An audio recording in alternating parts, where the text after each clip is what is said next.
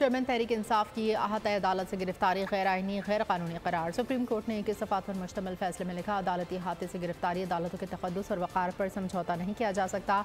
लोग अदालतों से इसलिए रुजू करते हैं ताकि इन्हें महफूज माहौल मैसर आए। अदालती माहौल में खलल से इंसाफ की फराहमी मुतासर होती है। 3 रुकनी बेंच के फैसले में जस्टिस अतर मिनुल्लाह का इजाफी नोट भी शामिल है।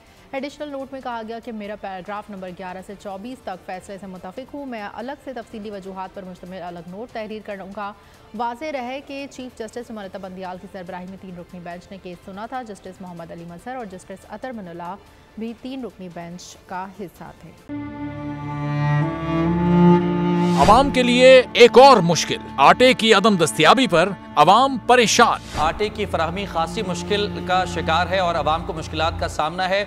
शदीद गर्मी में यूटिलिटी स्टोर्स के बाहर लंबी लंबी कतारें। घर में आटा नहीं है, घर वाले जो है ना हम लोग तंदूर के आटा लेके रोटी लेके जो है ना उसी पे ही गुजारा कर रहे हैं। बोल ने निभाई सहाफती जिम्मेदारियां, पहुंचाई घर घर ये आवाज। यूटिलिटी स्टोर से सस्ते आटे का हुसूल शहरियों के लिए ख्वाब बन गया।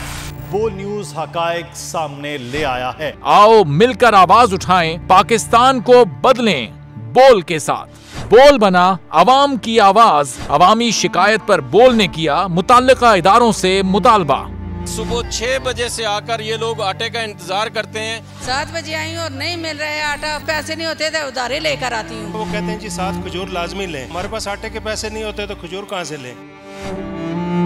क्योंकि बोल है पाकिस्तान का नंबर 1 न्यूज चैनल।